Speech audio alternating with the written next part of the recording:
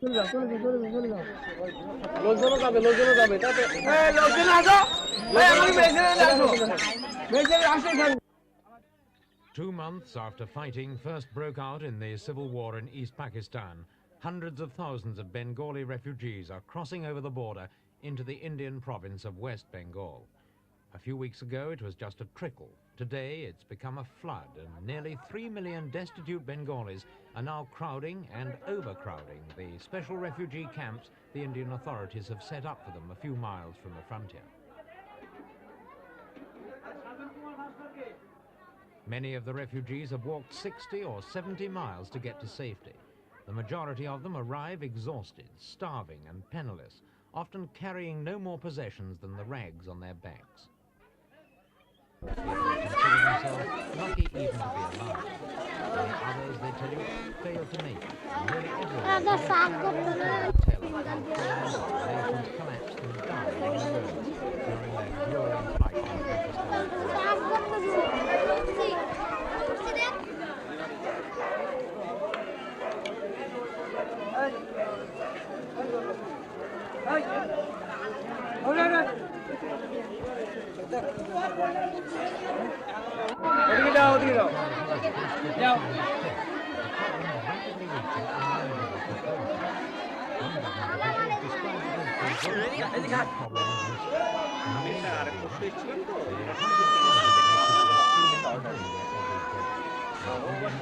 Estimates the final total could run to 6 or even 7 millions.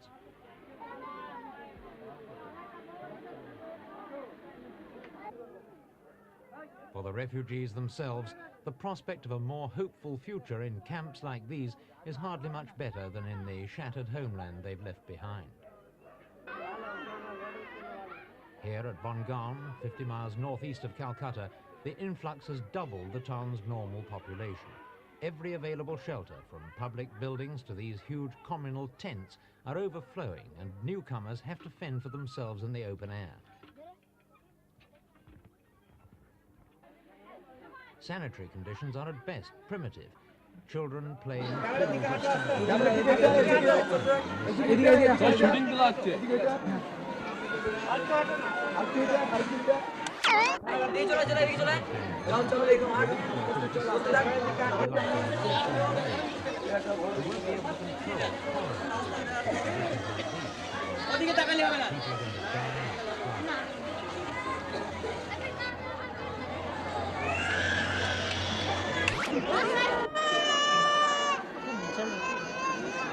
Feeding a multitude like this is obviously far beyond India's physical or financial resources.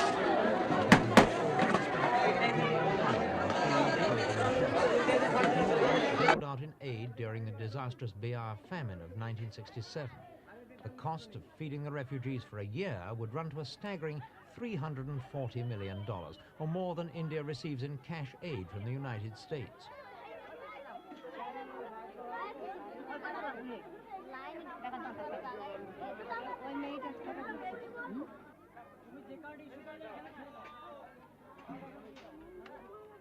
For the refugees in the camps, the whole day is spent waiting for food. Some queues are so long that it's 5 or 6 hours before everybody is served. Having finally obtained a bowl of rice, the refugees take it away, eat it, and then rejoin the queue for the next meal.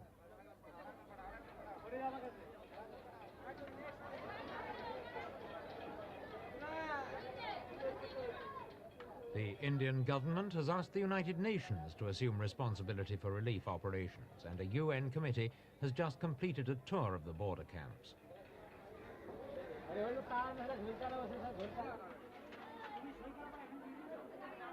Besides the problem of feeding the refugees, there's also the task of caring for those who arrive wounded.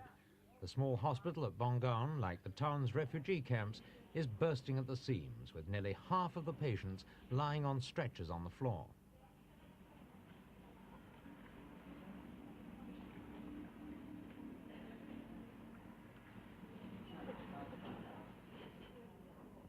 Most of the patients here are being treated for wounds which they claim they received when Pakistani troops deliberately fired on them.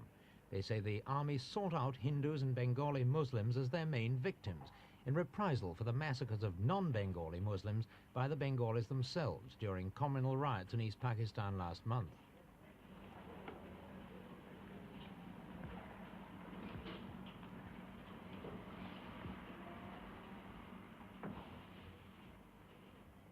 Some of the victims say they only escaped by feigning death after being shot by Pakistani troops.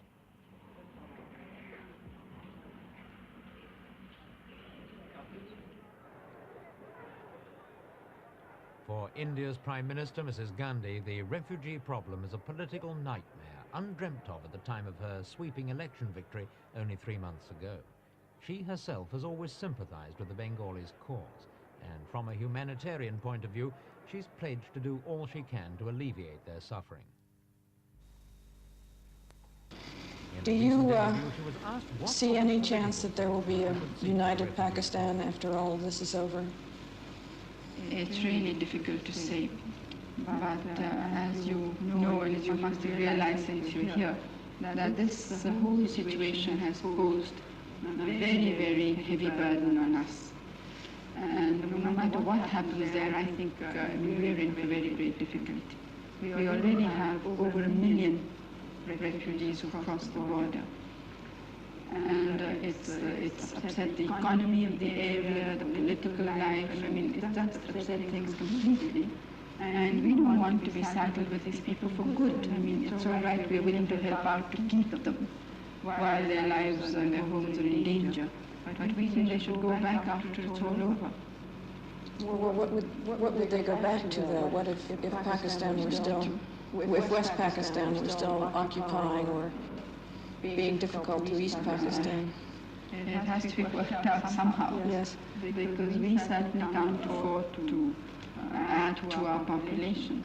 Now, one small town, the population of which is 7,000, 4 days ago they had 60,000 refugees.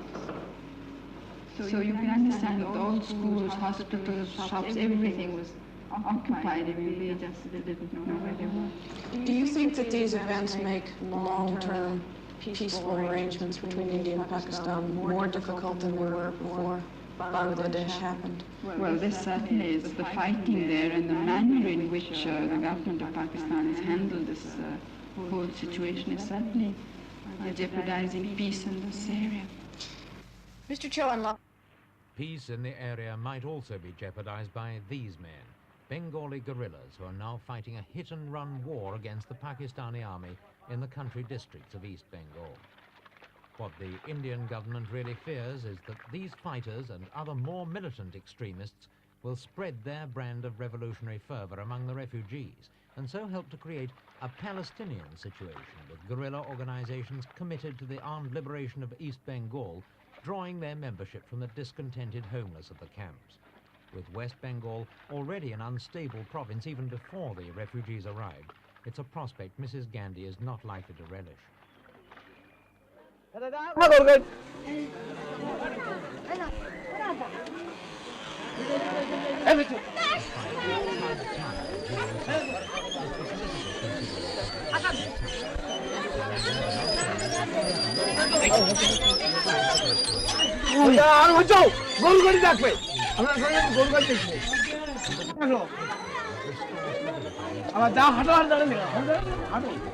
আপনি হাত বাড়াবেন না, আপনি হাত বাড়াবেন। হাঁটো দাও, চলে যাও। হাঁটো দাও, হ্যাঁ হাঁটো দাও। খেলাও।